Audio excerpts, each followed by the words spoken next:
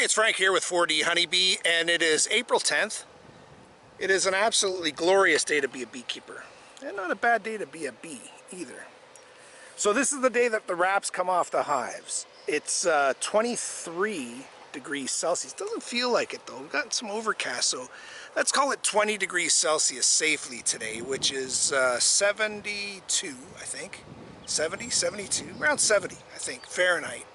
And now we're going to get consistent highs above 10 degrees Celsius, which is 50. So that's the point at which I remove the wraps, remove the insulation off them, and let them start to go nuts foraging. So I'm going to also do a deep inspection into all the hives just to see if they're doing well, and that's it. We start to look at 2021, because 2020 was pretty nasty for many reasons, for me and for a lot of people that have real problems. So thanks for joining me, and let's get on to some beekeeping here with 4D Honeybee.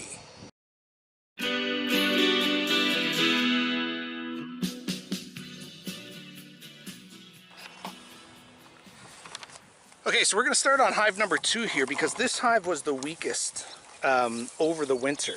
It started off as the second strongest hive, but then when I inspected it on a warm day early in March, it only had about 4 frames worth of bees. So it's the one I'm most concerned about. I'm just going to have you a little ways back to start, because I've got to remove 2 screws that are holding in the basically holding the wrap in place. I'll remove those with a screwdriver, then I'll remove the top off it, pull up the sleeve, the cover, and then I'll start getting into the inspection. Also, there's a mouse guard there, and you can see they're not using the bottom entrance at all, and that's because there's a mouse guard there, so they didn't like that at all. So it's got to be on there, or else the mice do get in and take over the winter. So, but I will remove that mouse guard as well.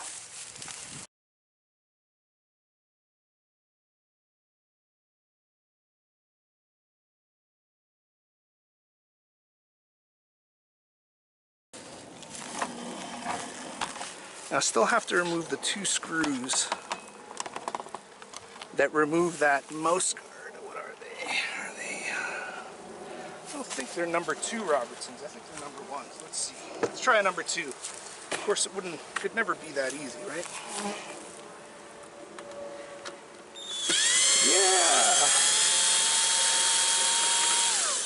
Yeah. All right, so this should get these bees using that bottom entrance now.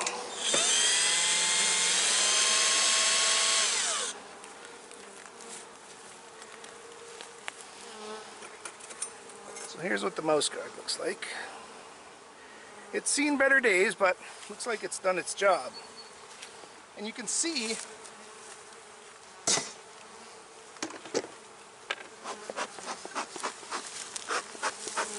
if you look closely at the bottom board, you can see a bunch of pollen there. You see that? See the orange specks there on the bottom board? Here, I'll see if I can zoom in for you. See those orange specks there? That means that the bees are bringing pollen into the hive, and as they were trying to squeeze in through the small holes of the mouse guard, they were getting the pollen knocked off. So that's probably why they're not using it. They didn't use it during the winter either. But anyway, all right. Let's start a hive inspection on this hive now and see how it's fared through the winter. First sign is very good. You know what? I'm going to elevate you a little bit here to give you more of an angle. Maybe I'll bring you a little closer too. See, there's a good number of bees there right in the middle of the box, which is a good sign. When I checked them out one time over the winter, actually in early March, so about a month ago, they only had 4 frames worth of bees over here. Right? It was really touch and go as to whether they were going to make it through the winter or not. Okay, so I got the smoker going because I'm going to do an inspection, a thorough inspection, and I'm going to give them a mite treatment. And this is the first time they've had me poking around in there, so I don't know what to expect from them. Give it a shot down below as well, and let's see how she goes. Come on, bees.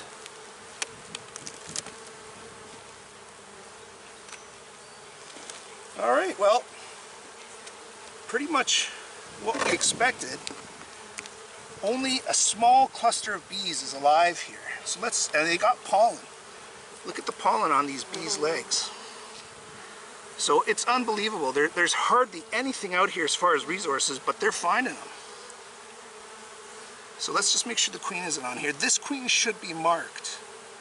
She should be marked in blue. So we'll get rid of some of the garbage here.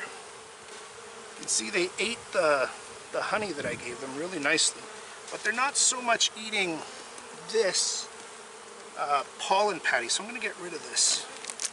They're able to get their own pollen now anyway. Let's get rid of that. Okay, so for obvious reasons I'd expect to find the queen around here. You can see that's where the main cluster is. There are bees all over, not so many bees over here though. So I'll open up some of these frames first so that I have room to work. Now this was a honey frame going in. Let's see what it's doing now. It might just be an empty honey frame. No, there's still honey on there. There's still some bees on there too. See that?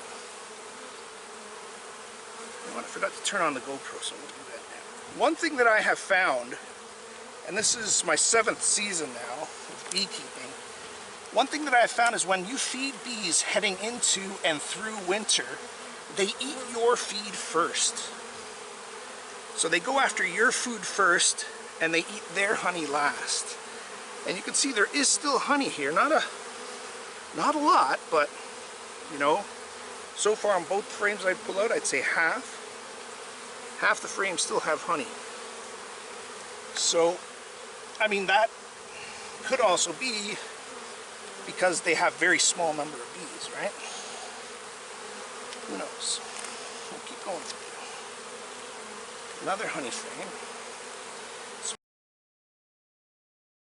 Honey on both sides. Again, half done though, half empty.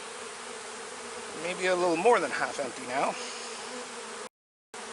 Yeah, now we're getting to the frames that are completely empty. You see that? So I'm going to keep this frame on the outside and just bring the honey closer to them. So obviously they don't want to break cluster. They want to break cluster as little as possible, even though it's non-winter days. So I'm just going to bring the bit of honey that's in the hive a little closer to them. Hopefully in the next 2 frames we'll see brood. Yeah, so this was a honey frame that's completely empty now, you see? Looking for the queen on here. We don't expect to see her.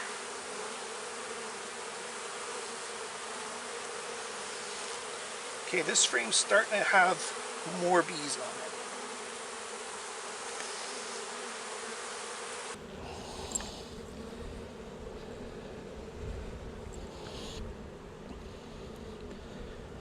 Okay, you can see they're storing pollen in here, eh? See the pollen there? On the top left side. And there's some brood. Brood and pollen. Wow, what a lovely frame. Look at this frame.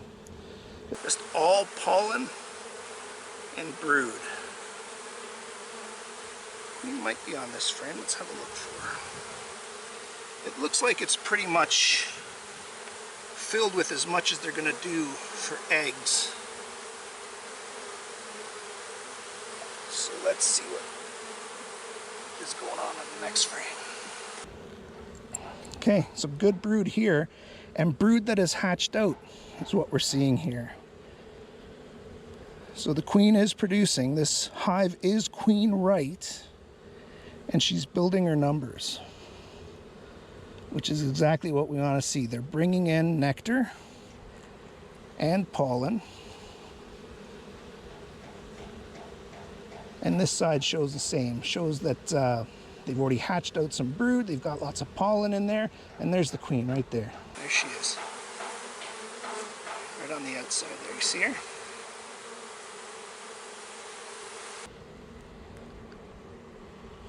Nice calm queen.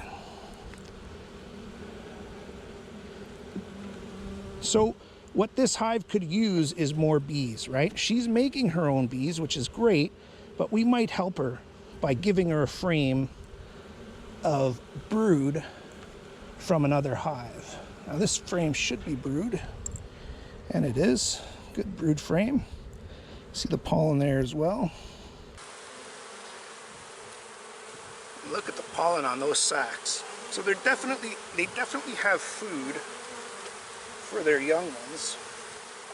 Yeah, you can see larvae, eggs. So this queen is producing. Now, she just needs numbers. There's only 4 frames worth of bees here. So here's my call on this hive. First of all, let's get the queen back in a good spot here in the hive.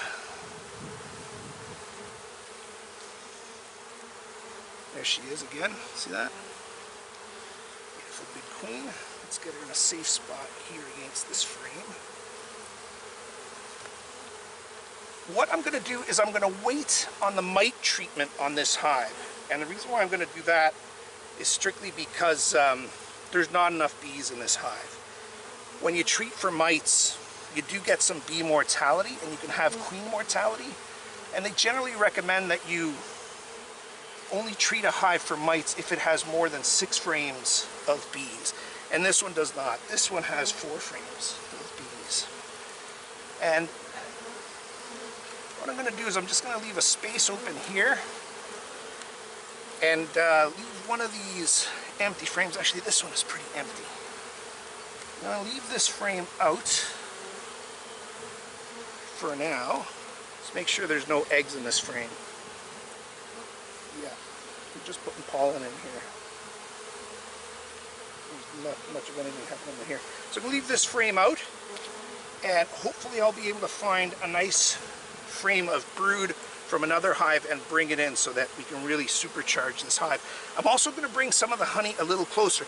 Normally you don't do that. You want them to have space in here to lay, but I'm concerned that they need to get at those resources. From what I've seen, they've eaten the honey from the middle out, and the last bit of honey they do have is just on the outside 2 or 3 frames. So I'm going to bring those a little closer, just so that they don't have to go so far from it.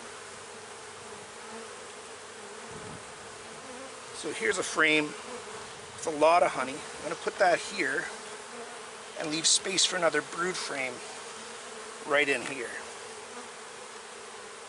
Now, they say bees don't like having their hives rearranged like this, and I believe that, but this is a measure that I'm taking strictly because the numbers are so low on this hive.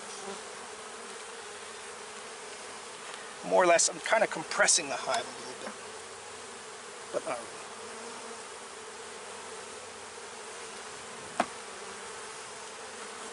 Okay, so here is a first hive is queen right. She's laying.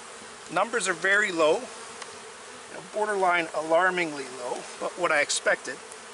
Get this lid back on.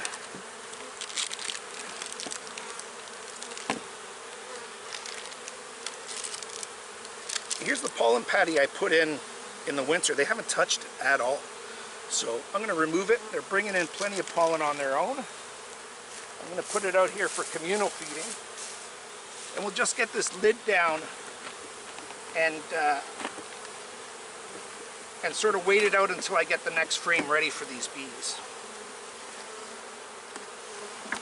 So I will not do a mite treatment on this hive. Heads up, guys. Coming in.